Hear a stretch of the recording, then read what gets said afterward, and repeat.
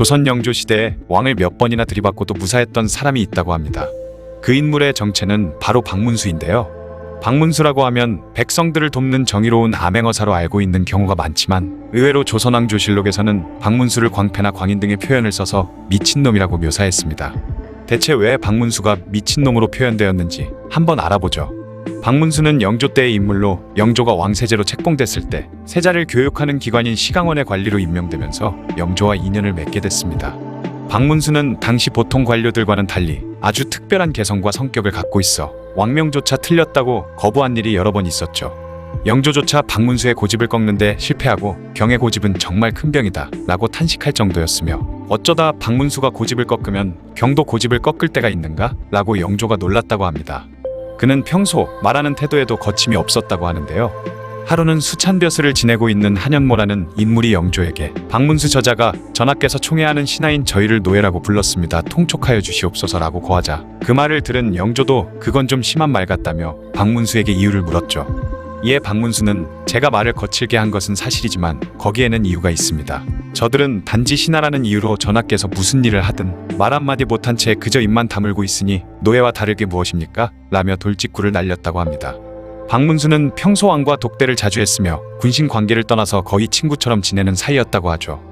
거기다가 왕의 면전에서 늘 고개를 빳빳이 들고 서 있었는데 우의정 김은경을 포함한 다른 대신들이 그런 박문수에게 머리를 숙이라고 하자 박문수는 오히려 옛사례를 봐도 요즘처럼 신하들이 겁을 먹고 코가 땅에 닿을 정도로 지나치게 비굴한 모습을 보인 적은 없었다며 아첨하는 무리일수록 고개를 숙이는 법이라고 반박했습니다. 임금과 신하는 아버지와 자식 같은 사이인데 아들이 아버지의 얼굴 좀 쳐다본다고 해서 뭐 그리 예의에 어긋나는 일이냐고 말이죠. 그 말을 들은 영조는 다른 신하들도 박문수처럼 얼굴을 들고 왕과 마주볼 수 있도록 명했다고 합니다. 박문수는 영조에게 말할 때도 왕이 손바닥 안에서 놀아났다는 표현을 쓰는 등 영조가 듣기 싫을 만한 소리도 마구 했고 심지어 영조와 서로 얼굴을 붉히며 언쟁을 벌이거나 비아냥거리기까지 했다고 하죠. 천재지변이 심할 때에는 왕에게 직설적으로 지금 교화도 없고 법도도 없고 새로운 인재도 안 생기고 사대부가 염치도 없고 민생은 망한 데다가 재난까지 일어나는 이유는 바로 책임자인 왕이 나라를 제대로 살피지 못하기 때문입니다. 신이 이렇게 충언을 올려봐야 전하께서는 또 유념하겠다고 한마디 말하고 내일이면 또 그대로겠지요 라고 말할 정도였다고 합니다. 이런 박문수를 보며 주변 신하들은 매번 공포에 떨었다고 하죠. 왜냐하면 영조는 결코 호락호락한 왕이 아니었고 평소 예의범절을 굉장히 따져 사소한 말에도 트집을 잡아 신하들을 처벌하는 경우가 많았기 때문입니다. 하지만 박문수는 왕세제 시절 자신의 스승이었던 인연으로 특별 대우를 한 것인지 평소 영조는 적이 많은 박문수를 늘 감싸는 편이었는데 오죽하면 경연 자리에서 예의에 과하게 어긋나는 까칠한 농담을 날려대도 박문수가 아니면 누가 저렇게 바른 말을 하겠나, 원래 박문수의 성격이 저런 걸 새삼스럽게 어찌 고치겠나 따위의 말로 덮어버렸다고 하네요. 이쯤 되면 적당히 몸을 사릴 만도 하지만 박문수는 거침이 없었습니다. 예조 참판을 지내던 시절 박문수는 영조에게 나는 미친놈이라서 그나마 하고 싶은 말을 조금이라도 하지만 영조 네가 신하들 말 한마디마다 까칠하게 트집을 잡으니까 다른 신하들은 무서워서 말도 제대로 못하고 있다. 영조 네가 똑똑한 건 알겠는데 아침에는 분명히 반성한다고 말해놓고 저녁이 되면 또 헛소리하고 맨날 화를 내는 게 일상이다. 지금은 별일 없어도 나중에 가면 또 발작 증세를 일으킬 게 뻔하다. 말로만 요순시대를 만든다고 하지 말고 성질 좀 죽이고 살아라는 내용이 담긴 상소를 올려버리기도 했죠. 폭주기 관차 박문수는 여기서 멈추지 않았습니다. 하루는 박문수가 영조에게 나라 돌아가는 꼬라지를 보니 전하에 대해서 300년 종사가 망하려나 봅니다. 전하께서 공부도 안 하는 헛똑똑이라서 자꾸 숲을 보지 않고 나무만 보려고 하는데 제발 잘 좀 하셨으면 좋겠습니다. 신은 전하와 나라 꼴만 보면 미칠 것 같사옵니다 라는 직언을 날렸죠.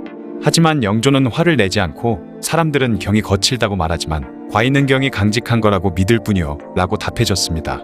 어지간한 신하는 감동하고 거기서 그만할 법도 한데 박문수는 저를 강직하다고 칭찬해 주시냐 한마디 더 하는데 전하 딸한테 너무 많이 퍼주지 마십시오. 말로만 사치를 줄인다고 하면서 딸한테는 막 퍼줍디다 라고 돌직구를 날려버렸죠. 영조의 후궁 영빈 이씨가 사도세자를 임신했다는 이야기를 들은 직후 박문수가 포함된 청나라 파견단이 영조를 만났을 때 사신단장인 서명균이 영조가 떡두꺼비 같은 아들을 낳으시길 빌자 영조가 아들은 하늘이 내려주는 거라고 답을 했는데요. 그런데 이때 박문수가 또 사람의 일을 다해야 하늘이 아들을 내려주는 것인데 과연 전하께서 사람의 일을 다했다고 할 수 있겠사옵니까? 백성들을 보호하고 아끼며 선정을 베풀어야 하는데 전하께서는 헛짓거리나 하면서 왜 아들은 하늘이 내려주는 거라고 하시옵니까? 이런 전화를 두고 제가 국경 밖으로 나가려니 너무 걱정이 돼서 눈물이 날 것 같습니다. 아무리 전하에게 충원을 드려봤자 전하의 집안 꼬라지부터가 위에 대비부터 밑에 옹주까지 모두 개판인데 어찌 아들이 나올 수 있겠사옵니까? 라고 말했죠. 그러자 영조는 다른 사람들은 모두 경이 미쳤다고 하는데 나는 그래도 경이 미친놈까진 아닐 거라고 생각한다고 대답했습니다.